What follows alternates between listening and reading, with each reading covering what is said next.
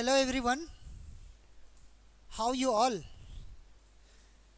Yesterday we talked and discussed about some verbs के बारे में हमने पढ़ा. तो verbs जो हमने पढ़ा and it was also very new topic and very interesting topic. बहुत ही अच्छा टॉपिक था जिसमें हमने क्या पढ़ा. वर्ब में एक तो फाइनाइट वर्ब पढ़ा. क्या पढ़ा? फाइनाइट. और दूसरा क्या पढ़ा? Non finite. क्या पढ़ा? फाइनाइट वर्ब और दूसरा नॉन फाइनाइट. तो फाइनाइट और नॉन फाइनाइट क्या होता है? जो अपने सब्जेक्ट, हेल्पिंग वर्ब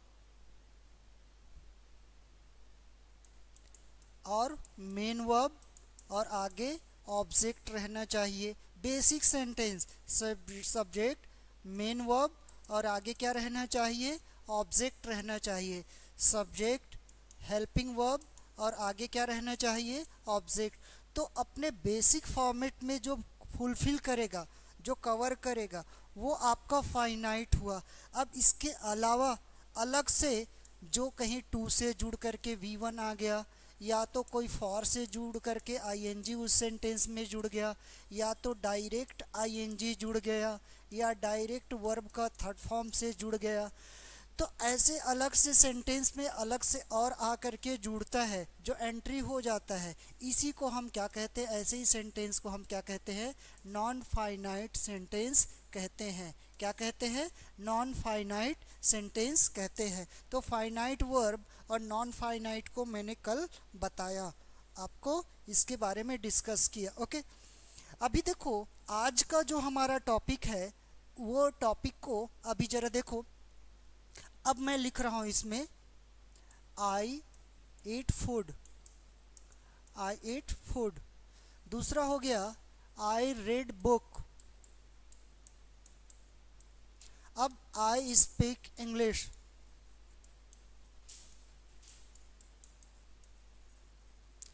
नेक्स्ट मैं लिख रहा हूं आई वॉच टीवी. ओके, और आई सिंग अ सॉन्ग. ऐसे मैंने लिखा. अब आपको इस सेंटेंस को देख करके बताना है. इधर मैंने लिखा है I hope, I like, I dislike. इसी को आई हेट भी कह सकते हो. ओके, और आई स्माइल या आई लाफ. ये ऐसा सेंटेंस है. तो नाउ अब आपको क्या बताना है?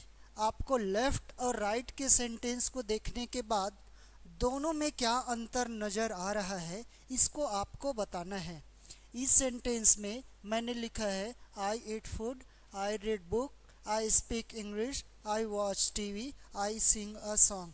अब इस सेंटेंस में मैंने लिखा है I hope, I like, I dislike, I hate, I smile, I love. ऐसे भी कह सकते हो आप. So now if you all will just compare also both the sentence, means group A sentence and group B sentence, so what you all are looking changes, ये sentence में आपको क्या अंतर नज़र आ रहा है, इस बात को आपको बताना है. आप जरा बताइए, गौर करिए. लेफ्ट और राइट में क्या अंतर नज़र आ रहा है?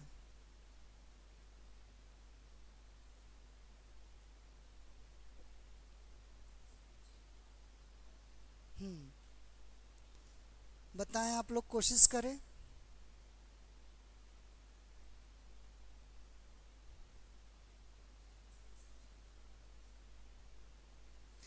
ठीक है, आप लोगों का लगभग आंसर आ गया है. देखो इस सेंटेंस को जरा देखेंगे. अच्छा, एक तो आपका यूनिवर्सल आंसर है ना. एक यूनिवर्सल आंसर ये है कि इधर वाइट कलर में लिखा है और इधर क्या लिखा है? पिंक कलर में लिखा है ये भी आंसर करेक्ट है, लेकिन वैसे वाला आंसर नहीं चाहिए हमको। ये देखो इसका आंसर ये है, इसको देखो, ये कहलाएगा आपका सब्जेक्ट, ये कहलाएगा मेन वर्ब, ये क्या कहलाएगा, मेन वर्ब। अब इस सब सेंटेंस में क्या है, ऑब्जेक्ट है, इसमें सब में ऑब्जेक्ट है। अब इसमें सब्जेक्ट है और मेन वर्ब है, ऑब्जेक्ट नहीं है, ऑब्जेक्ट नहीं है, ऑब्जेक्ट नहीं है, करेक्ट। तो अब इसी से ना आपका टॉपिक जुड़ा हुआ है। कैसे इसी से टॉपिक जुड़ा है जरा देखो, इसमें हम क्या है बोले हैं, ऑब्जेक्ट है, तो ऑब्जेक्ट को क्या बोलते हैं, कर्म, ऑब्जेक्ट को क्या बोलते हैं, कर्म। तो कर्म है, ऑब्जेक्ट है, तो यही हो जाएगा सकर्मक क्रिया। कर्म है, कर्म है, तो ये क्या हो जाएगा, सकर्मक क्रिया। और इसमें कर्म नहीं है, कर्म नहीं है मीन्स ऑब्जेक्ट नहीं है, ऑब्जेक्ट नहीं है, तो ये हो जाएगा अकर्मक क्रिया, अकर्मक क्रिया। तो क्या समझ में आया, सकर्मक और अकर्मक। अब इसको इंग्लिश को जानना चाहोगे तो इसका हो जाएगा transitive verb, transitive verb, transitive verb, transitive verb, और ये क्या हो जाएगा आपका इन ट्रांजिटिव वर्ब। तो अब यही देखो, यहीं से आपका आंसर इसमें छुपा हुआ है। मीन्स आज का जो टॉपिक है इसी के बेस्ड है, ट्रांजिटिव, ट्रांजिटिव वर्ब, और इधर क्या हो जाएगा आपका इन ट्रांजिटिव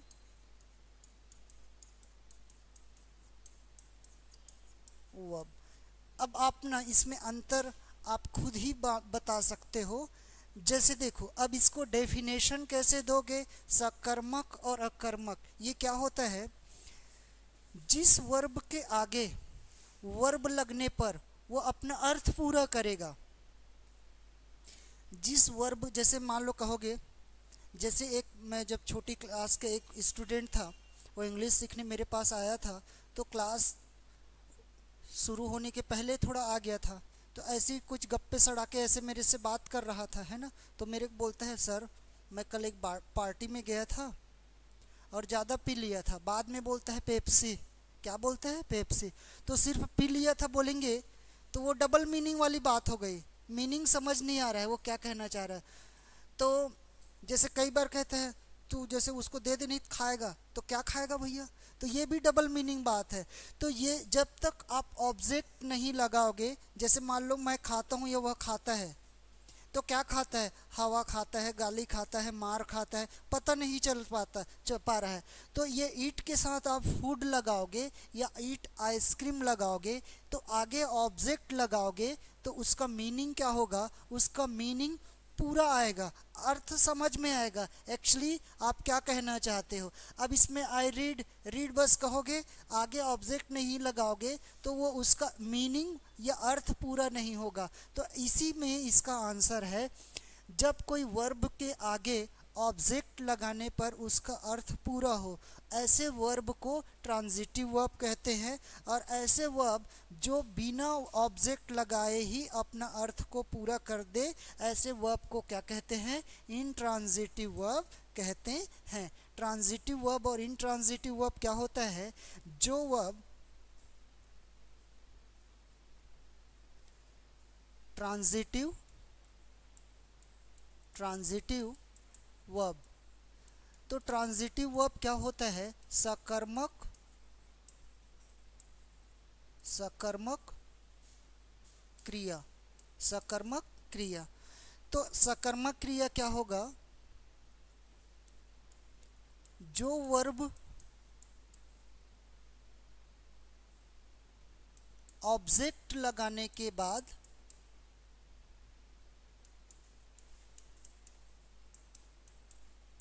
पर अपना अर्थ पूरा करे,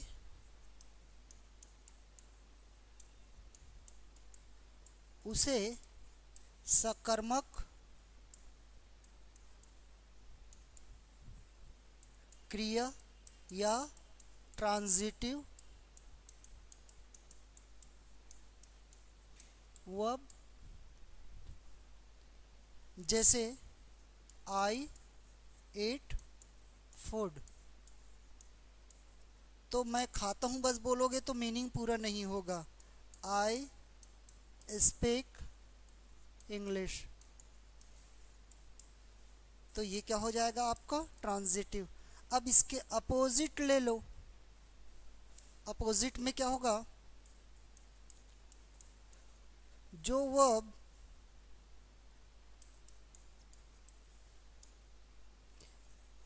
बिना ऑब्जेक्ट लगाए, बिना ऑब्जेक्ट लगाए अपना अर्थ पूरा करे, ऐसे वर्ब को इन ट्रांजिटिव, या तो इसी को क्या कहते हैं, अकर्मक क्रिया कहते हैं। क्या कहते हैं, अकर्मक क्रिया कहते हैं। तो अब what do we have use of it, इसका हमको कहाँ पर यूज होगा और ऐसे सेंटेंस आपको क्या मतलब है। तो अब जैसे मान लो, अब आप मान लो एक्टिव से पैसिव वॉइस बनाओगे, तो एक्टिव से पैसिव वॉइस बनाओगे तो उस समय क्या है, आपको आगे ना जैसे ऑब्जेक्ट नहीं रहेगा। जैसे मान लो ये पैसिव वॉइस में बनाओगे तो ये क्या होगा, फूड इज ईटन बाय मी, ऐसे होगा। लेकिन मान लो ये आगे ऑब्जेक्ट है, तभी तो ऑब्जेक्ट के बेस्ड आपने चेंज किया। अब आप मान लो कहोगे आई स्माइल बोलोगे, तो इसको आपको ना चेंज करते नहीं बनेगा पैसिव वॉइस में, क्योंकि इसका क्या नहीं है, ऑब्जेक्ट नहीं है।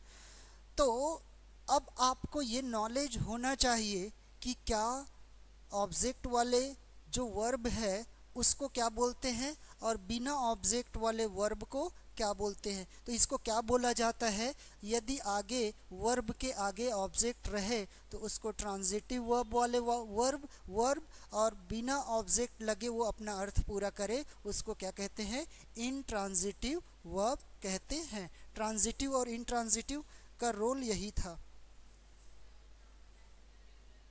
हाँ, तो उसको अभी आगे कर रहे हैं ना। हाँ, अब देखो इसके बाद हो गया, देखो एक तो मैंने क्या बताया अभी, ट्रांजिटिव एंड इनट्रांजिटिव,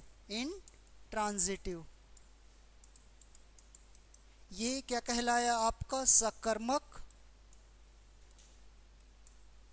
और अकर्मक।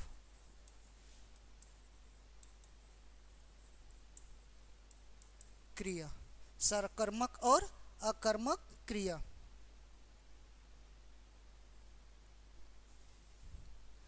अब जरा ध्यान दो, ये तो मैंने आपको ट्रांजिटिव और इनट्रांजिटिव बता दिया, ट्रांजिटिव और इनट्रांजिटिव मैंने बता दिया। ओके, अब आगे जो मैंने आपको बोला था वो ये था आपका, देखो अभी ना मैं टॉपिक को इसके बाद आपको बताऊंगा। अभी देखो रेगुलर वर्ब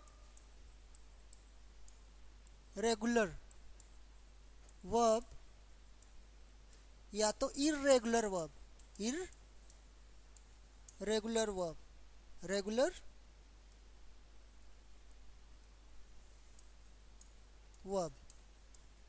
इसी को क्या बोलोगे, इसको आप बोलोगे स्ट्रॉन्ग वर्ब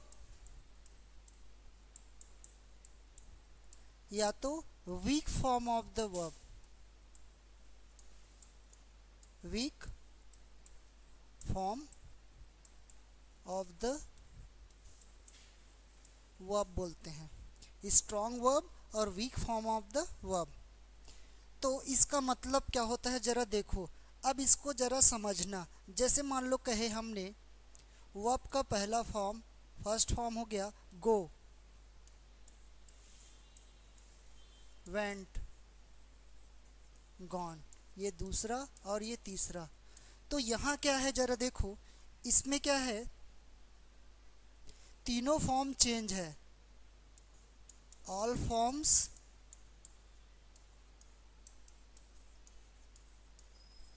चेंज है, पूरे फॉर्म्स क्या है, चेंज है।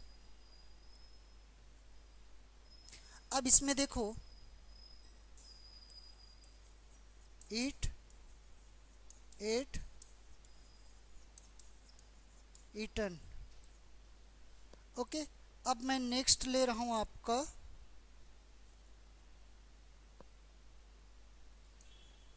Gate, got, got. ओके, अब मैं ले रहा हूं सिंग, sang, sung। ओके, अब मैं ले रहा हूं प्ले, played, played। अब मैं अंतिम ले रहा हूं कट, कट, कट। ये हुआ। तो अब ये पूरा सेंटेंस को देखेंगे ना, तो अब आप देखते चलोगे तो इसमें आपको क्या देखने को मिल रहा है, इसमें दो फॉर्म, सेकंड फॉर्म और थर्ड फॉर्म, दो फॉर्म इक्वल है, दो फॉर्म बराबर है, इक्वल है। अब इसमें देखो ई एन वाला ग्रुप है, ये क्या है आपका ई एन ग्रुप है, E N. Okay, write, wrote, written, eat, ate, eaten, ये वाला ग्रुप है। अब इसमें क्या है, इसको जरा देखो, इसको जरा ध्यान दो, ये इसका आई, इसका ए और इसका यू को हटा दिया जाए,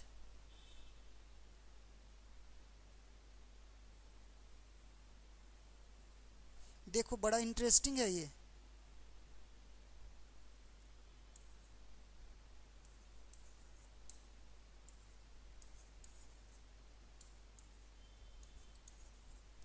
तो इसमें एक जगह क्या लगा है, इसमें सिंग लगा है, इसमें सैंग लगा है, इसमें संग लगा है।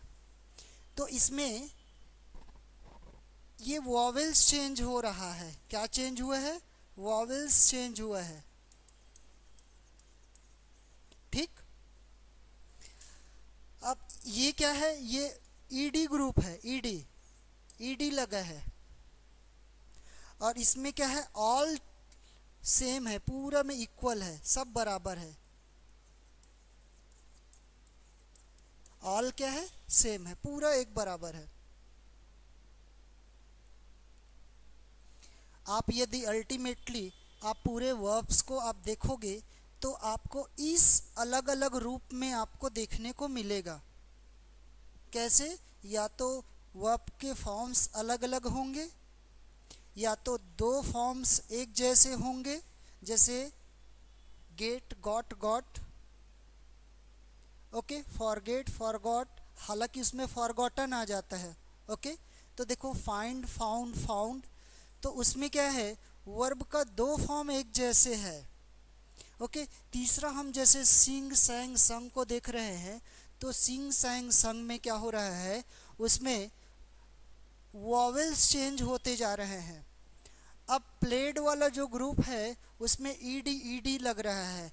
तो अब यहीं पर इसका आंसर है, जो ईडी फॉर्मेट होता है, जो ईडी फॉर्मेट होता है उसी को रेगुलर वर्ब कहते हैं। क्या कहते हैं, रेगुलर वर्ब कहते हैं, या तो क्या कहोगे, strong form of the verb. Okay, अच्छा क्या कहोगे, रेगुलर वर्ब या तो week form of the verb कहोगे, और जैसे इर्रेगुलर है उसको स्ट्रॉन्ग फॉर्म कहोगे। ये थोड़ा उल्टा लिखा गया है, स्ट्रॉन्ग और वीक लिख दिया था मैं, है ना। क्या होगा रेगुलर, क्या होगा देखो, इसको ऐसे लिखो जरा, देखो देखो ये क्या होगा, रेगुलर वर्ब में क्या होगा, रेगुलर वर्ब। तो रेगुलर वर्ब क्या होगा, जिसमें ना, जिसके V2 और V3 में क्या लग करके आता है, ईडी लग जाता है, ईडी लग जाता है। यही क्या हो जाएगा आपका रेगुलर वर्ब, यही क्या कहलाएगा रेगुलर वर्ब। और इसी को क्या कहोगे, week form of the verb, week form of the verb. अब इसको छोड़ करके बाकी पूरे वाक्य को, बाकी पूरे वर्ब को, बाकी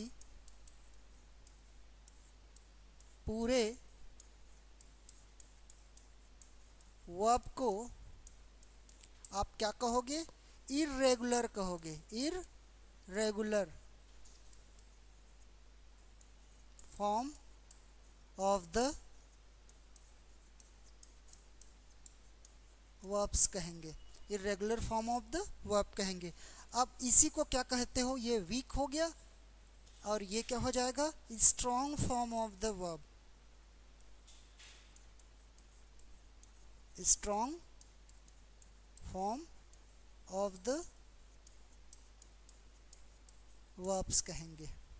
ओके, रेगुलर और इर्रेगुलर क्या है, या weak form of the verb या strong form of the verb क्या होता है, जो जिसका सेकंड फॉर्म और थर्ड फॉर्म ईडी लग करके बनेगा वो आपका रेगुलर वर्ब है, और जिसमें अलग अलग ढंग से उसका सेकंड फॉर्म और थर्ड फॉर्म चेंज होता है वो क्या कहलाएगा आपका इर्रेगुलर वर्ब या strong form of the verb. क्या कहलाएगा, strong form of the verb कहलाएगा। ये क्या कहलाएगा, जो रेगुलर है वो वीक फॉर्म है, और जो इर्रेगुलर है वही क्या है आपका स्ट्रॉन्ग है, वो क्या है आपका स्ट्रॉन्ग है। मैं उस समय क्या लिख दिया था, स्ट्रॉन्ग और वीक करके लिया था। तो रेगुलर को आप वीक फॉर्म बोलोगे और इर्रेगुलर को क्या बोलोगे, strong form of the verb बोलोगे।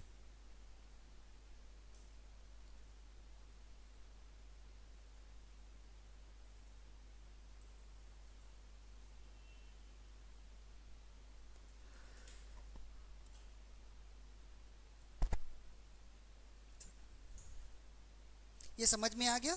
तो अब जरा देखो, अभी मैंने जैसे आपको इसमें वर्ब में बताने की कोशिश किया कि अभी देखो वर्ब को पढ़ते पढ़ते हम कहाँ तक का पहुँच गए हैं कि इसमें कि कौन सा वर्ब का फर्स्ट फॉर्म होगा, कौन सा सेकंड फॉर्म होगा, कौन सा थर्ड फॉर्म होगा, आईएनजी फॉर्म होगा, कौन सा इन्फिनेटिव होगा।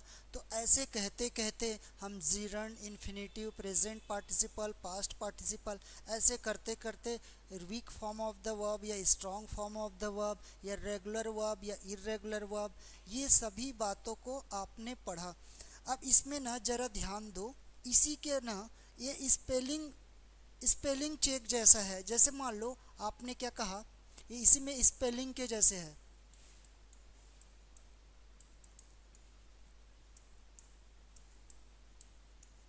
स्पेलिंग चेक कैसे, देखो जैसे इसमें कह रहे हो, जैसे गो है, ओके, तो इसमें आपको क्या लगाना है, आईएनजी लगाना है। क्या लगाना है, आईएनजी लगाना है। ईट है, प्ले है, रीड है,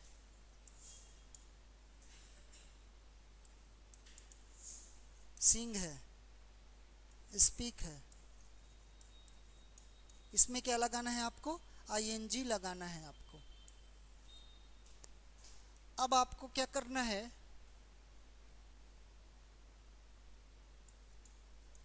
cut, run, gate,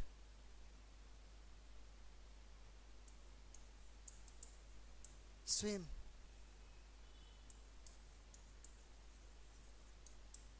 forget,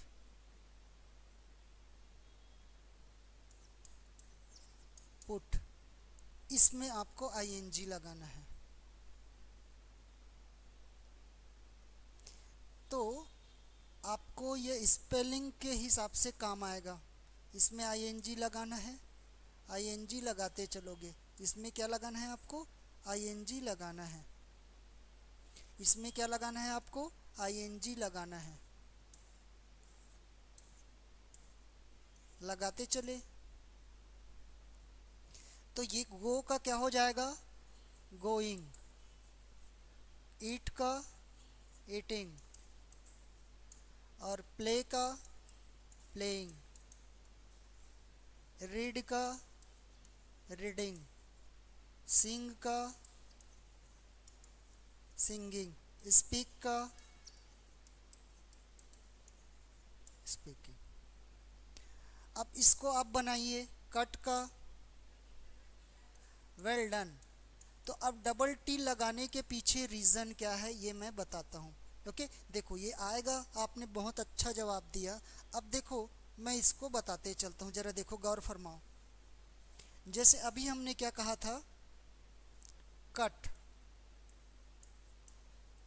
okay, तो अब जो हमने कट लिखा है, देखो ये क्या हो गया आपका? वॉवेल। ये क्या हुआ? वॉवेल। और ये क्या हो गया? कंसोनेंट। अब इधर जो जुड़ रहा है ना, जैसे आईएनजी जुड़ रहा है, आईएनजी, तो ये क्या हुआ?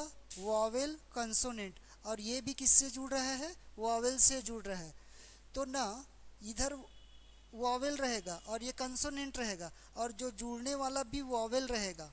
जुड़ने वाले वो भी क्या रहेगा? वॉवेल रहेगा। तो vowel, vowel plus consonant plus vowel, तो ये कंसोनेंट क्या होगा? डबल होगा। ये क्या हो जाएगा आपका? डबल होगा। देखो तो ये सेम फॉर्मूला है, ये क्या हो जाएगा? कट का कटिंग होगा। ओके, तो इसमें ध्यान दो, ये वॉवेल कंसोनेंट, तो ये क्या हो जाएगा? रन का रनिंग, गेट का गेटिंग, और स्विम का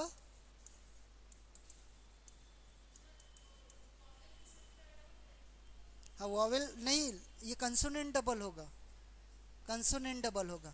देखो ना इधर देखो, देखो ये क्या होगा? ये आप लोग इसको देखे नहीं एक्चुअली। ये क्या होगा? तो डबल क्या हो रहा है? डबल आपका ये कंसोनेंट होगा। डबल क्या होगा? कंसोनेंट होगा। अब देखो, स्विम का स्विमिंग, फॉरगेट का फॉरगेटिंग, और पुट का पुटिंग, पुट का पुटिंग।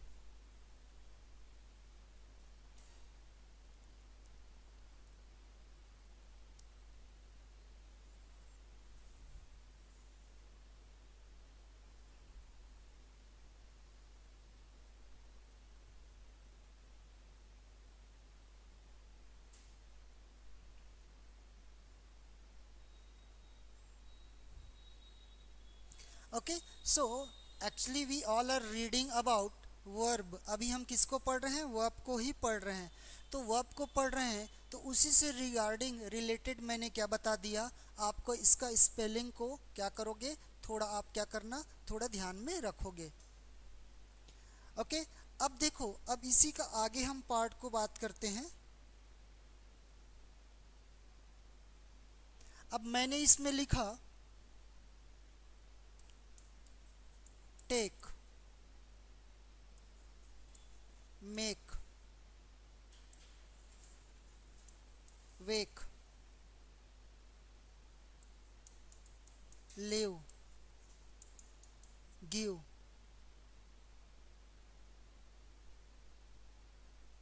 तो अब इसमें आपको आईएनजी लगाना है। इसमें क्या लगाना है आपको? आईएनजी लगाना है।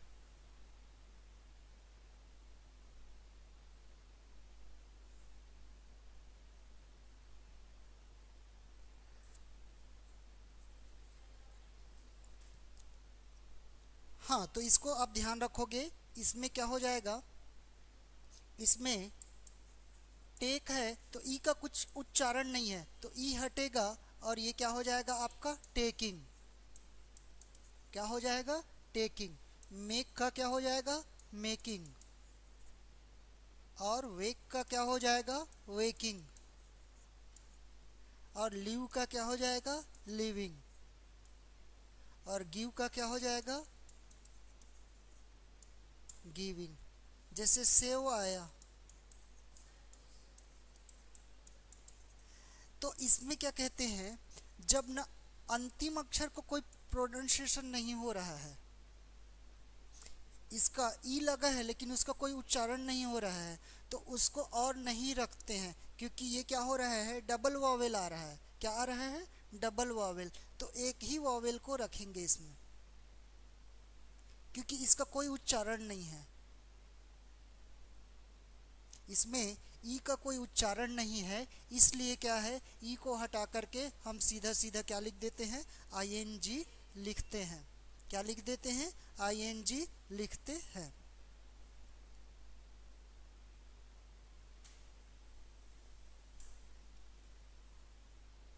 ओके, अब जरा देखो, अब नेक्स्ट सेंटेंस जैसे हम लिए, अब आपको सेंटेंस आ गया, सी आ गया। क्या आ गया, सी आया। तो अब इसमें ना डबल वॉवेल है, इसमें क्या है, डबल वॉवेल्स है। तो डबल वॉवेल्स है ना, तो इसमें क्या नहीं होगा, इसमें एक ई गायब नहीं होगा, तो ये क्या होगा, सीइंग रहेगा। ये जैसे ज्यों का त्यों रहेगा ये। हाँ, तो ये क्या है, एक एक नहीं है, जैसे इसके पहले क्या था, जैसे जैसे देखो ये टेक है ना, तो इसको गायब किए थे, तो इसको गायब करके हम क्या किए थे, टेकिंग लगाए थे, ई को गायब किए थे ना। तो अब ये देखो, इसमें इसको क्यों गायब नहीं कर रहे, एक को गायब किए ऐसे तो नहीं है, तो ये क्या है, ये इसमें क्या रहेगा, दोनों रहेगा। और ये क्या रहेगा, सीइंग होगा। क्या होगा, दोनों रहेगा।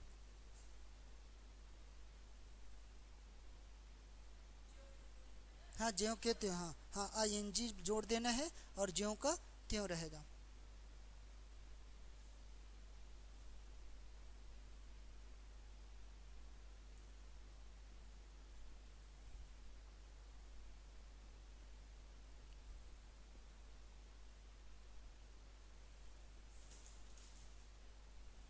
ओके, अब इसके बाद और जो इसमें आपको जो जानना है स्पेलिंग के जैसे, वो क्या हो जाएगा, आपको देखो, डाई। ओके, और क्या हो जाएगा, लाई।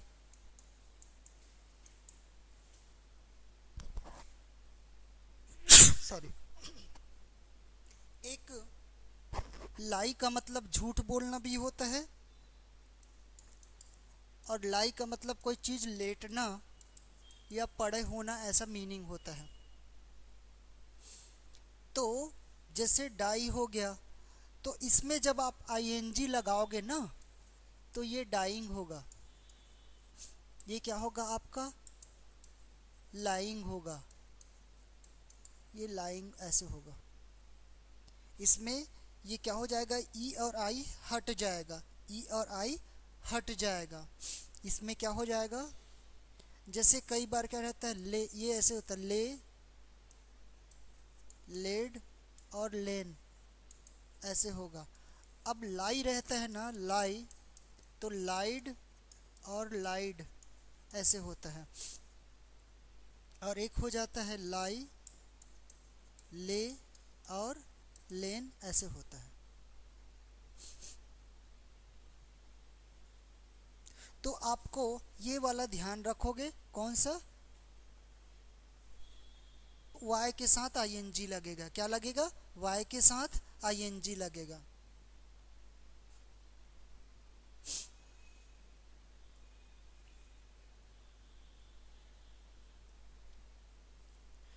वाई के साथ क्या लग जाएगा, आईएनजी लग जाएगा।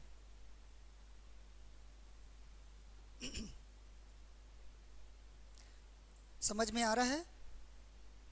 इसमें देखो डाई है तो डाइंग वाई हो जाएगा, लाई है तो क्या हो जाएगा, लाइंग, लाई का लाइंग। अब इसको ध्यान नहीं रखोगे, ये आगे जाकर के वर्ब में काम आएगा। किस में काम आएगा, वर्ब में काम आएगा। अब देखो ये जैसे आपको मैंने लिखा प्ले, मैंने क्या लिखा, प्ले, और मैंने लिखा आपको स्टडी। प्ले लिखा और क्या लिखा, स्टडी लिखा। तो अब देखो इसमें क्या है, वाई के पहले क्या आया है, वॉवेल आया है। वाई के पहले क्या आया है, वॉवेल आया है। तो वाई के पहले वॉवेल आया है तो इसमें क्या रहेगा, प्ले का प्लेड, ईडी ऐसे जुड़ेगा इसमें।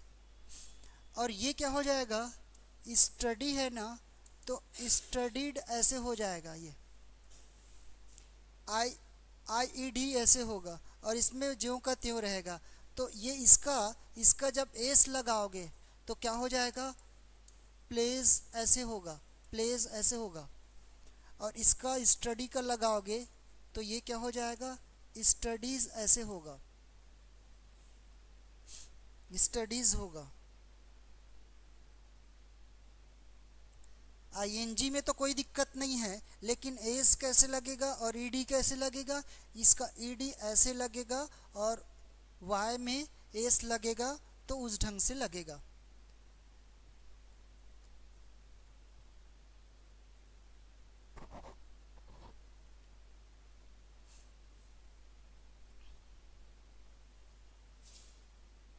ये ऐसे नहीं होगा, ये गलत कहलाएगा, स्टडीड नहीं होगा, ये करेक्ट है।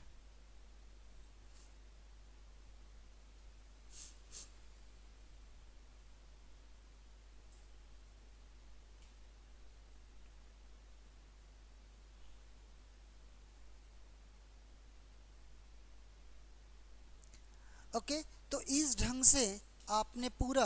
अब रही बात, जैसे मान लो कई बार, जैसे देखो कई बार आप प्रोनाउंसिएशन में दिक्कत होता है। किस में दिक्कत होता है, उच्चारण में। जैसे मान लो वॉच आया तो अब इसमें ईडी लगाओगे तो इसको ना, देखो वॉच पढ़े वॉच,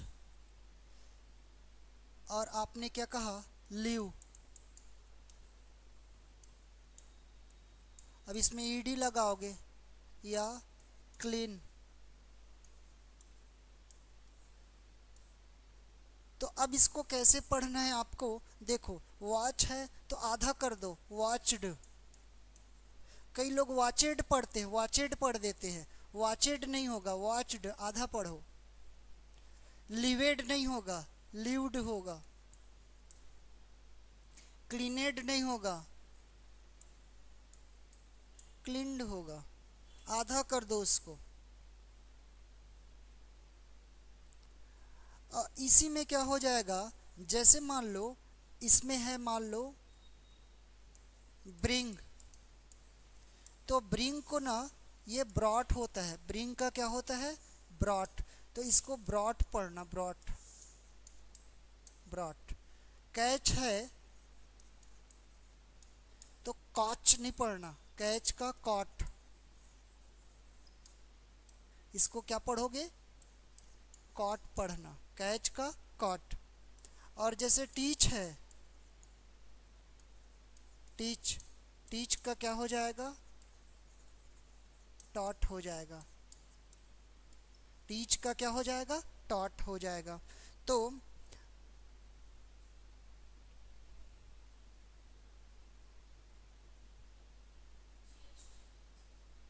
ये वो थोड़ी देर में आ जाएगा, वो थोड़ी देर में आ जाएगा। वो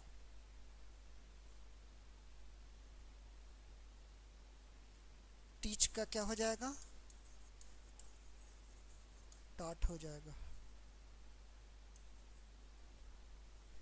वो देखो आ गया, हाँ ठीक है ना। तो कहने का मतलब क्या है कि जैसे देखो अब इसी में ना, जैसे आप स्पेंड बोलोगे, स्पेंड, क्या बोलोगे, स्पेंड, तो ये हो जाएगा स्पेंट। स्पेंट क्या हो जाएगा? स्पेंट, व्यतीत करना, व्यतीत करना।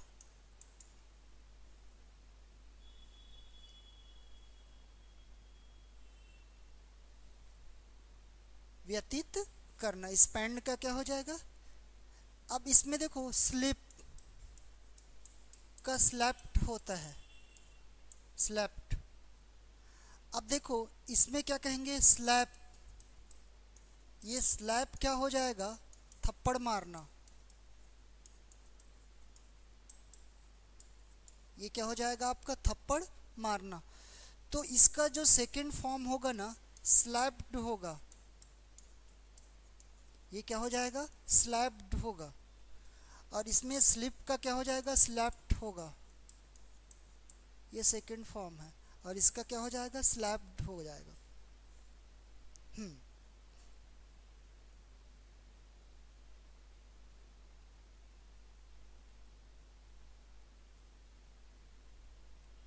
तो इस ढंग से आपको ध्यान रखना है। इसमें ना कुछ कुछ ऐसे, ये कब कब कम आपको काम आएगा? एक्टिव वॉइस और पैसिव वॉइस में जब आप बनाओगे, एक्टिव वॉइस और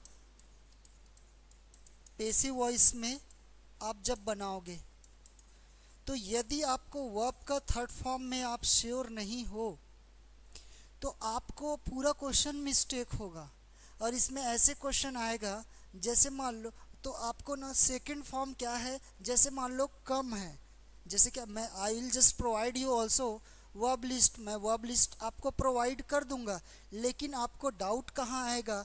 जिसका वर्ब का फॉर्म आपका क्या रहता है में डाउट आता है। जैसे मान लो देखो कम, इसका सेकंड फॉर्म होता है केम। अब फिर थर्ड फॉर्म क्या हो जाता है? कम। तो इसका थर्ड फॉर्म ना कम माना जाएगा। इसका थर्ड फॉर्म क्या माना जाएगा? कम माना जाएगा। तो इसी में ना आपको ए बी सी डी ऐसे आएगा। ए में कम, बी में केम, सी में फिर कम या कम्स या कमिंग ऐसे देगा। तब उस समय आपको जानना पड़ेगा जो इसमें वर्ब का थर्ड फॉर्म के साथ जो आने वाला है, तो उसके साथ क्या हो जाएगा आपका? कम आएगा। क्या आएगा? कम आएगा।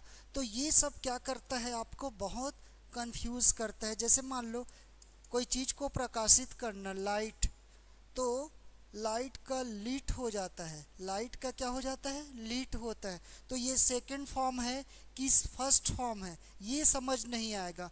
तो अब आपको क्या होगा? या जैसे लाइट, लाइटन, लाइटन का लाइटनिंग, लाइट, लाइटनड, ईडी ऐसे होगा।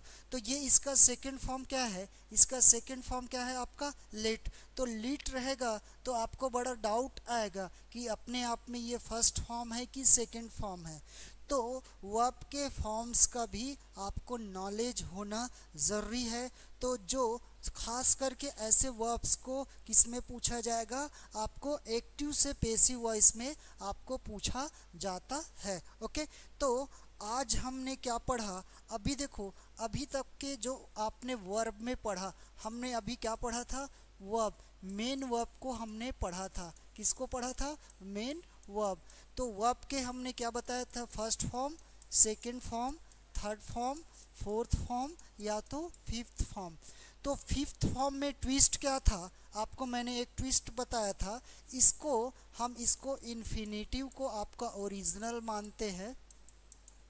किसको? इन्फिनेटिव 2+V1 को। लेकिन इसका क्या नहीं है? टेंस में यूज नहीं है।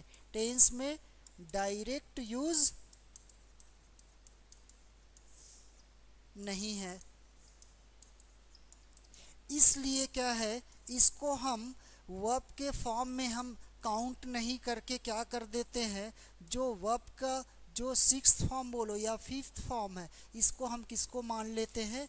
गोज को मानते हैं। जैसे ये गो हो गया, ये वेंट हो गया, और ये गॉन हो गया, और ये क्या हो गया? गोइंग हो गया। तो अब इसमें टू गो को हम नहीं मानते हैं। टू गो को इसमें काउंट नहीं करके हम गोज को क्या मानते हैं? पांचवा फॉर्म मानते हैं। क्या मानते हैं? इसको हम पांचवा फॉर्म मानते हैं। ओके, अब इसमें अलग से मैंने इसी में क्या बताया था, इसी को कराने के बाद मैं अलग से क्या बताया था आपको, इसी को मैंने इन्फिनिटिव बताया। इन्फिनिटिव में क्या होगा, 2 प्लस v1 होगा। अब इसका यूज कब होगा, जब एक वाक्य में एक से ज्यादा वर्ब आए,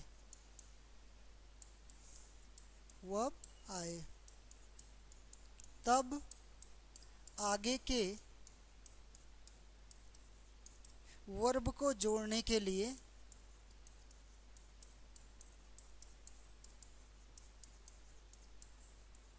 हम क्या लगाते हैं, 2 प्लस v1 लगाते। तो अब ये अधूरी बातें हैं। अब आप हर सेंटेंस में 2 प्लस वर्ब का फर्स्ट फॉर्म नहीं लगाते हो। अब इसमें अब आप और क्या लगा सकते हो, जब आप 2 लगाओगे तभी आप वर्ब का फर्स्ट फॉर्म लगाओगे। अब इसमें क्या है, इसका एडिशनल पॉइंट क्या है, इसका एडिशनल पॉइंट मैंने बताया था आपको, 2 लगाओगे तब v1 लगाना, और इसके अलावा दूसरा जो प्रीपोजिशन आएगा, दूसरा क्या आएगा, प्रीपोजिशन आएगा,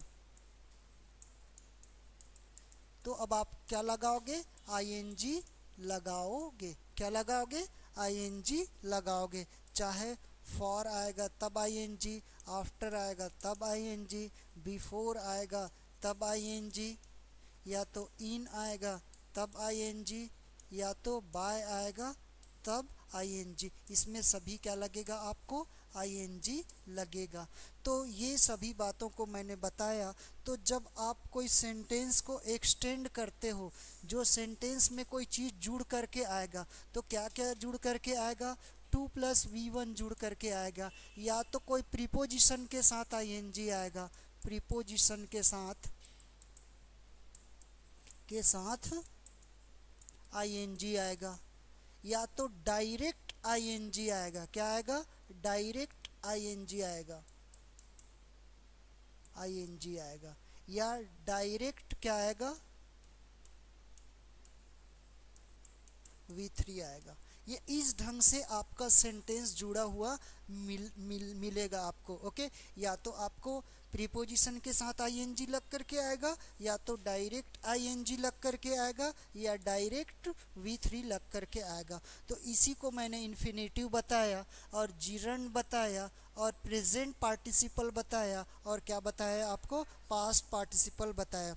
तो जब आप सेंटेंस देखते हो, तो most of the time means most of the students why they face also trouble to carry and translate and understand, and for written part why do they face also some trouble for making those types of sentences। जैसे मान लो, हालांकि आपको translation नहीं पूछा जाएगा, लेकिन आपको structure या सेंटेंस का फॉर्मेशन आपको क्या होना चाहिए, मालूम होना चाहिए कि ऐसा भी कोई वाक्य बनता है। तो उसी के आधार पर आपका फाइंड एरर का कोई क्वेश्चन आएगा तो आप आसानी से क्या कर पाओगे, बना पाओगे। तो ये हो गया हमारा कौन सा पार्ट, ये हो गया आपका अभी आज जो किए हैं वो हो गया आपको पूरे वर्ब्स को मैंने आपको बता दिया। किसको बता दिया, वर्ब को। मैंने सब्जेक्ट को डिस्कस कर दिया, हेल्पिंग वर्ब को डिस्कस कर दिया, और मेन वर्ब को डिस्कस कर दिया। अब ऑब्जेक्ट क्या होता है, ऑब्जेक्ट जो वर्ब के अंत में आता है। अब जैसे हम मान लो पढ़ेंगे, क्या पढ़ेंगे, जैसे ऑब्जेक्ट को पढ़े, किसको पढ़े, ऑब्जेक्ट को। तो ऑब्जेक्ट में कुछ नहीं रखा है, ऑब्जेक्ट क्या है, कर्म है। यह क्या होता है, यह वाक्य के अंत में आता है, वाक्य के अंत में आता है। कहाँ आएगा, वाक्य के अंत में। तो इसको क्या कहेंगे, क्रिया का प्रभाव, क्रिया का प्रभाव जिस पर पड़ता है उसे कर्म कहते हैं, कर्म कहते हैं। ये क्या कहते हैं, क्रिया का इफेक्ट। जैसे मान लो आई ईट तो आदमी क्या खाएगा, या तो आइसक्रीम खाएगा, या तो खाना खाएगा, या तो आई ईट मैंगो बोलोगे।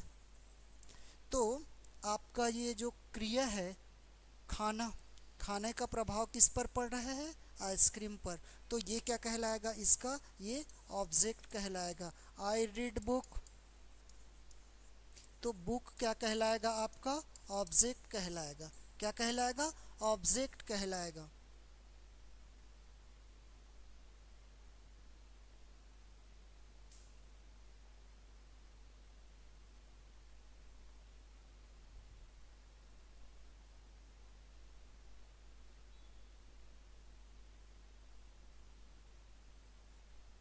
ओके, अब इसमें जरा ध्यान दो, इसमें एक बात और ध्यान रखने की बात है। जैसे देखो, आई ईट फूड,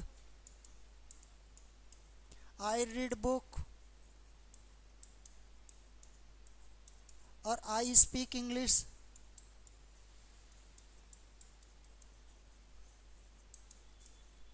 ये आया। और आई वॉच टीवी। अब इसमें देखो, I know you, you know me, we know them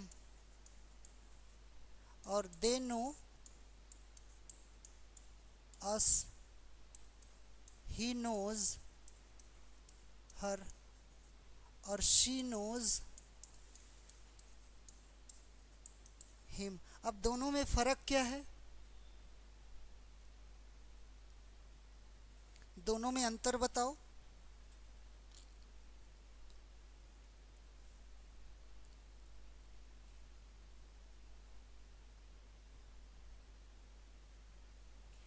इसमें तो एक ही कलर में लिखा हुआ है। तो जरा ध्यान दो, ये देखो आई सब्जेक्ट हुआ, यहाँ ये सब्जेक्ट है, यहाँ भी सब्जेक्ट है। ईट मेन वर्ब है, यहाँ भी मेन वर्ब है। अब ये फूड ऑब्जेक्ट है, वहाँ भी ये ऑब्जेक्ट है। अब थोड़ा देखोगे तो बता सकते हो ऐसे।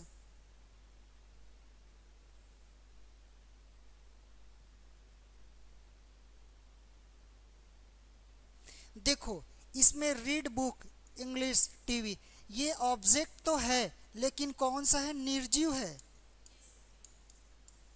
निर्जीव है। और ये हम ही लोग हैं, आई, मी, माय। तो वी का अस, यू का यू, तो ये हम ही लोग हैं। तुम्हें, मुझे, ये सजीव है, ये लिविंग ऑब्जेक्ट है, ये लिविंग ऑब्जेक्ट है। और ये क्या है आपका, नॉन लिविंग ऑब्जेक्ट है। तो ना ये ऑब्जेक्ट क्या हो सकता है, लिविंग ऑब्जेक्ट भी हो सकता है, और क्या हो सकता है, नॉन लिविंग ऑब्जेक्ट भी हो सकता है। लिविंग ऑब्जेक्ट भी हो सकता है और नॉन लिविंग ऑब्जेक्ट होगा। अब देखो, अब ये कहाँ पर काम आएगा, एक्टिव वॉइस और पैसिव वॉइस में काम आएगा। देखो इधर, ही गिफ्टेड, या शी भी लिख सकते हो, गिफ्टेड मी अ पेन,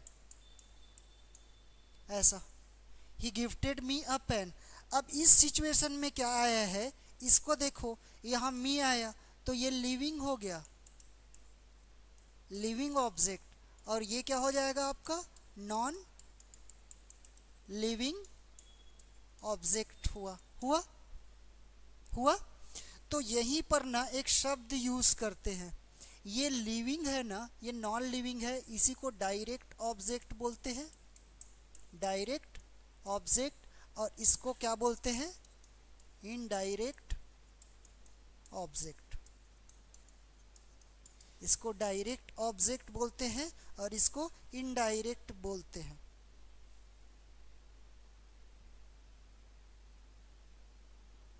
डायरेक्ट ऑब्जेक्ट और इनडायरेक्ट ऑब्जेक्ट। अब इसको मान लो आप ऐसे लिखोगे, तो ये लिखे हो ये एकदम करेक्ट है। अब आप पेन को पहले लिखोगे तो ऐसे लिखना पड़ेगा, ही गिफ्टेड अ पेन।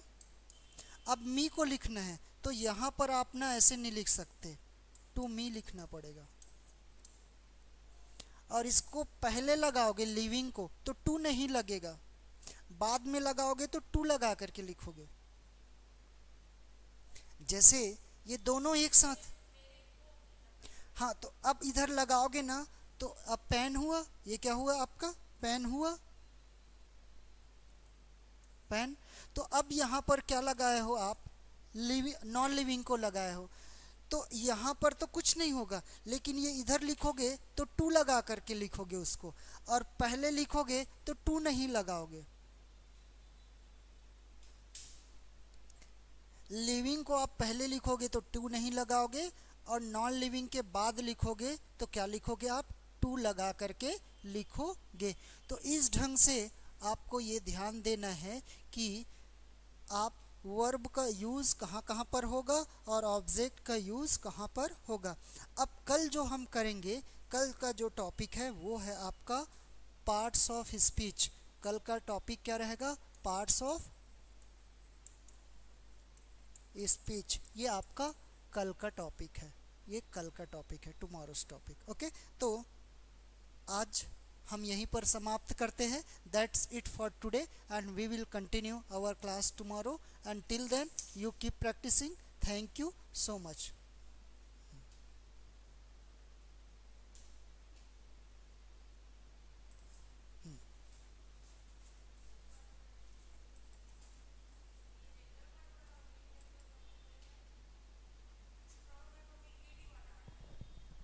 हाँ